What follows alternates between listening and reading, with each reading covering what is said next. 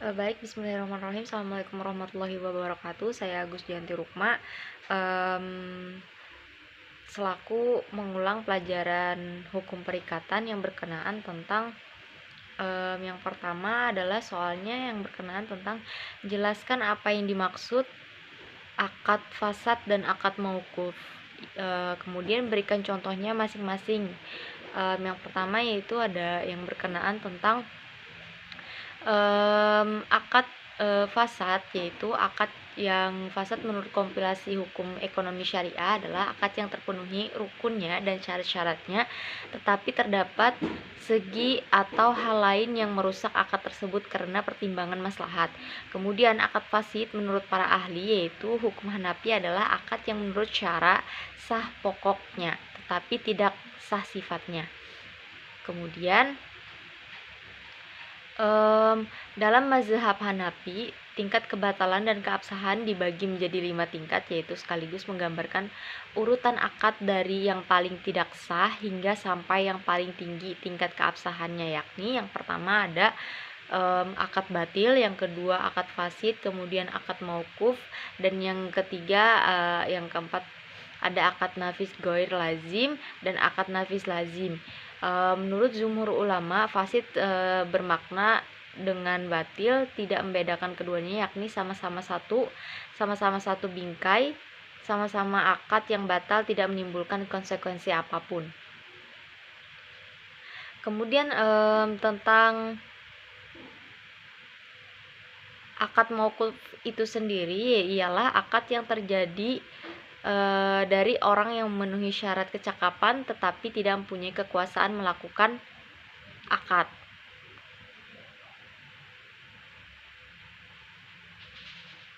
Kemudian untuk penjelasan yang kedua, soal yang kedua yaitu yang berkenaan tentang jelaskan persamaan dan perbedaan antara one rage matidat dan atau biasa disebut sebagai perbuatan PMH, perbuatan melawan hukum, dan one prestasi dalam KUH Perdata. Yang pertama yaitu dalam perbuatan melawan hukum atau kewajiban yang dilanggar tergugat di dalam perbuatan melawan hukum yaitu timbul dari ketentuan hukum sedangkan di dalam one prestasi atau hak atau kewajiban berasal dari kontrak atau kesepakatan para pihak itu sendiri.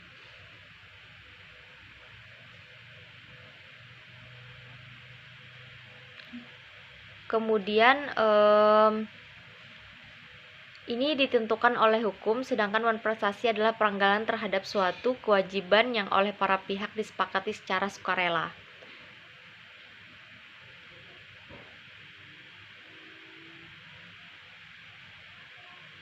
Kemudian soal yang ketiga adalah jelaskan apa yang dimaksud dengan batal demi hukum dan dapat dibatalkan dalam pemenuhan syarat dan perjanjian.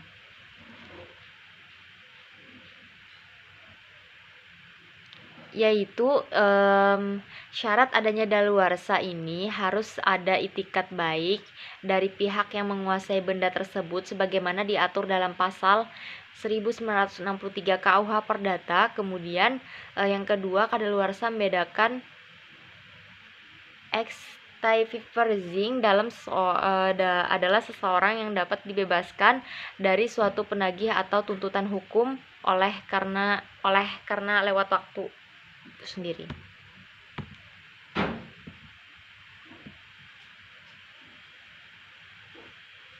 Kemudian soal yang keempat yaitu jelaskan apa yang dimaksud dengan overmah absolut dan overmah relatif. Bagaimana akibatnya terhadap perikatan.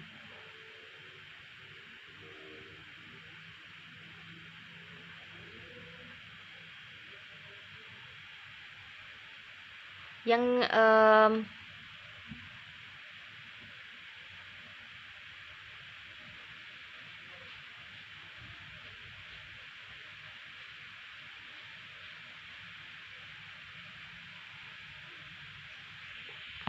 kemudian untuk soal yang keempat yaitu jelaskan apa yang dimaksud dengan overmah absolut dan overmah relatif, yaitu Yang pertama ada kedudukan oforma menurut hukum perdata didasarkan kepada dua konsep, yaitu oforma itu sendiri. Yang pertama adalah oforma bersifat absolut yang kedudukannya didasarkan kepada adanya bencana alam.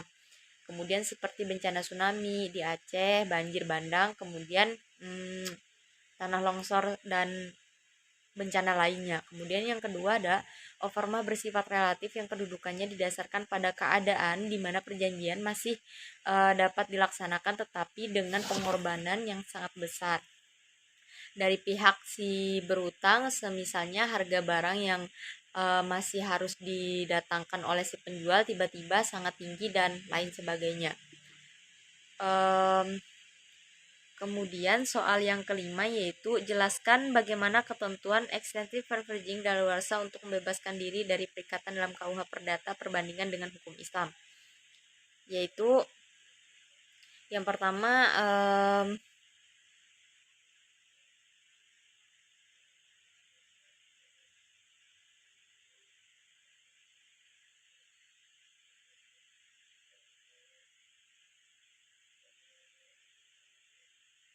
daluarsa itu sendiri harus ada itikat baik dari pihak yang menguasai benda tersebut, sebagaimana diatur dalam pasal 1963 KUH Perdata. Kedua, daluarsa membebaskan excessive proposing adalah seseorang yang dapat dibebaskan dari suatu penagihan atau tuntutan hukum oleh karena lewat waktu. Kemudian yang keenam, soal yang keenam adalah apabila kreditur menolak pemenuhan prestasi dari debitur, bagaimana tindakan hukum yang dapat dilakukan debitur agar menghapus perikatan tersebut. Yang pertama yaitu hak debitur dalam mengambil titipan juga diatur dalam pasal 1408 BW, menyatakan selama apa yang dititipkan tidak diambil oleh si berhutang dapat mengambilnya kembali. Dalam hal ini orang-orang yang turut berhutang dan para penanggung utang tidak dibebaskan. Jangka waktu pembebasannya utang tersebut diatur dalam pasal 1410 BW, menyatakan para kawan berutang dan penanggung utang dibebaskan juga. Jadi kurang lebih seperti itu yang bisa saya tanggap dari beberapa makalah yang saya baca, kemudian saya rangkum menjadi satu. Dan ini buku dari beberapa referensi buku yang bisa saya